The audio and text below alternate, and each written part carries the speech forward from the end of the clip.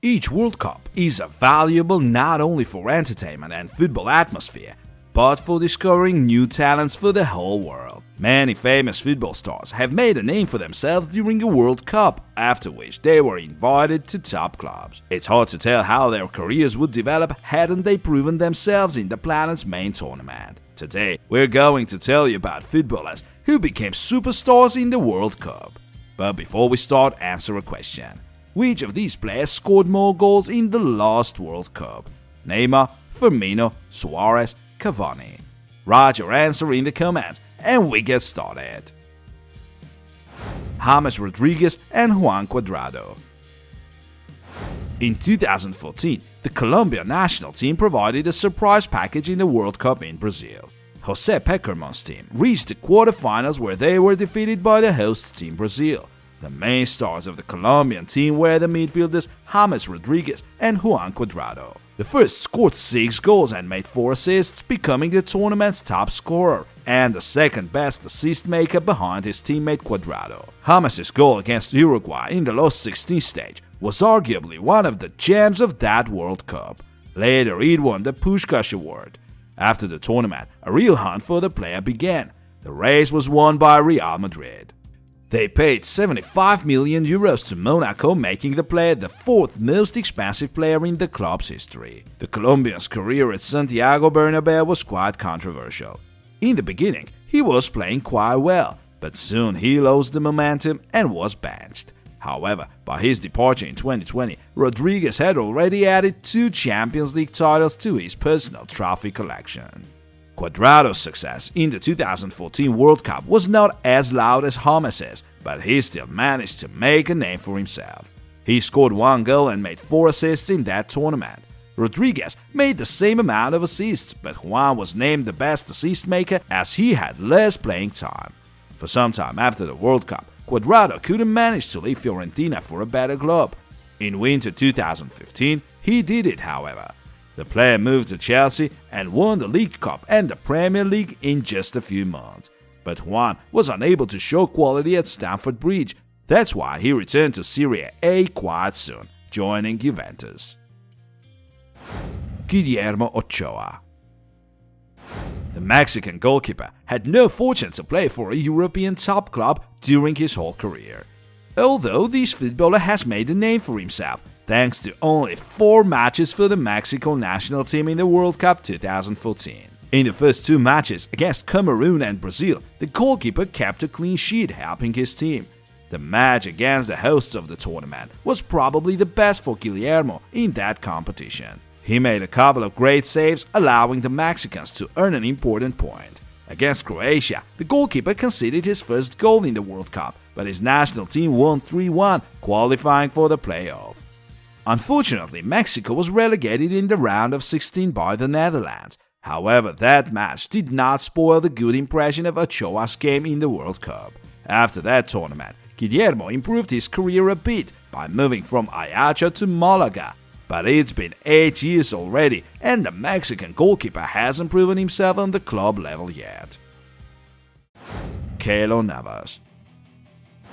Before the World Cup 2014, Keylor was a first-choice goalkeeper at Levante, showing his skills in La Liga. But his career would hardly experience such a boost if not for his performance in the World Cup in Brazil for Costa Rica. His team was a real surprise in that tournament, finishing first in the group with England, Uruguay and Italy. Interestingly, Costa Rica conceded no goals in those matches. This became possible thanks to not only the disciplined defense, but to Keylor's performance as well. In the round of 16 against Greece, Keylor conceded his only goal in that tournament, but later he helped his team qualify for the quarterfinals in the penalty shootout.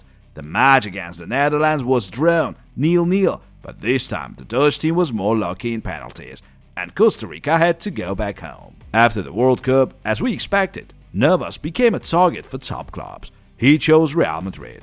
For some time, he was the second keeper, behind Iker Casillas, but soon he managed to become a starter, helping his team win 3 Champions League titles. Lukas Podolski. Before the World Cup 2006, this German was only considered a talented and promising player performing for a humble Cologne. But thanks to his successful play in the tournament, the forward's career went uphill very quickly. Lucas's first effective action in the World Cup in Germany was the goal against Ecuador in the third match of the group stage. In the next match against Sweden in the round of 16, Podolski showed an excellent game, scoring 2 goals and sending the Bundes team to the quarterfinals. He never scored any more in that competition, but still he was very useful to his team and won the bronze medals. After the World Cup, the player joined Bayern Munich, but Lucas was unable to play well for Die Roten, and 3 years later he returned to Cologne. Fortunately, the striker soon was given another chance to play for a top club. In 2012, the German signed a contract with Arsenal and won the FA Cup with the Gunners in 3 seasons. Memphis Depay. Before the 2014 World Cup, the forward performed for the Dutch side PSV and was one of the most promising players in Europe. Despite being only 20, the Netherlands national team manager Louis van Gaal was not afraid to include the player in his squad for the World Cup and even gave him 173 minutes of playing time. And he managed to score 2 goals and make 1 assist. These were the group stage matches. In the playoffs, Depay was unable to achieve any results, though he started the quarterfinal match against Costa Rica. After the World Cup, Louis van Gaal took over the Manchester United manager's seat and he tried to bring Memphis to England. But that became possible only a year later when PSV agreed to let the player go. But nothing good came out of Depay's spell at Old Trafford. 2.5 years later, the player joined Lyon. Spending 3.5 seasons in France, the Dutchman moved to Barcelona, his current club. Luis Suarez and Diego Forlan. These 2 forwards were the key performers for the Uruguay national team when they managed to get to the semi-finals in the World Cup in South Africa. Suarez scored 3 goals and made 3 assists in that competition. The most memorable, of course, was the quarterfinal match against Ghana when Luis showed his goalkeeping skills instead of goal scoring. The match ended 1-1, and at the end of the extra time, Suarez cleared the ball from empty goals after a header from a Ghana player. The ref noticed that and immediately sent Suarez off, pointing at the spot. But eventually, Asamoah Gyan was unable to score that penalty, and Uruguay qualified to the semi-finals in the penalty shootout. The forward did not take part in the semi-final match because of the ban. Probably he could have put more pressure on the Netherlands national team, but the Dutch won 3-2 and made it into the final. However, Suarez was back in the third-place game against Germany, where he made an assist, but the bronze medals were still won by the Germans. Suarez did not move to a top club right after the World Cup, but in the winter transfer window in 2011, the forward joined Liverpool as a replacement for Fernando Torres, who had moved to Chelsea. At Liverpool, Suarez proved himself as one of the top scorers in Europe, with 82 goals in all competitions. However, the player left Anfield in 2015, moving to Barcelona, where he kept developing and won several important trophies, including the Champions League in his debut season.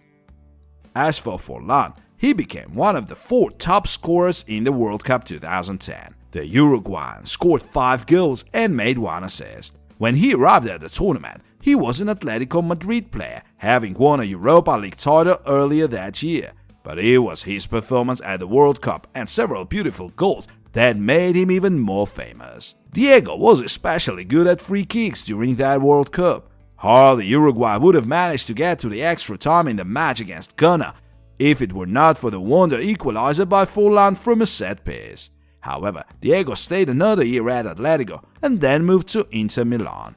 Unfortunately, he was unable to play well at Giuseppe Meazza, and since that moment, his career went downhill.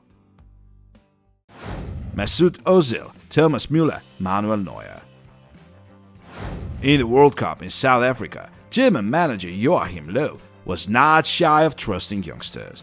This decision helped unleash 3 footballers at once who became key national team players for the coming years. Let's start with Mesut Ozil. Prior to World Cup, the midfielder had been playing at Werder, and in his last season for the Bremen club, he scored 9 goals and made 14 assists. Many top clubs targeted the player that time, but it was his World Cup performance that made Mesut's career skyrocket. In South Africa, Mesut scored 1 goal and made 3 assists, becoming one of the 7 top assistants of the competition. He proved himself as one of the best playmakers in the world. That's why Real Madrid were ready to pay 18 million euros for the player. Mesut built quite a successful career in Spain and won several trophies with Los Blancos. In 2013, the footballer moved to England, joining Arsenal. There, he kept doing what he was best at, assisting his teammates. Another best assistant out of the 7 was Thomas Müller. At the same time, the German forward was one of the 4 top scorers with 5 goals in the tournament. The forward had spent quite an impressive season for Bayern under Louis van Gaal, having scored 13 goals and making 7 assists in the Bundesliga.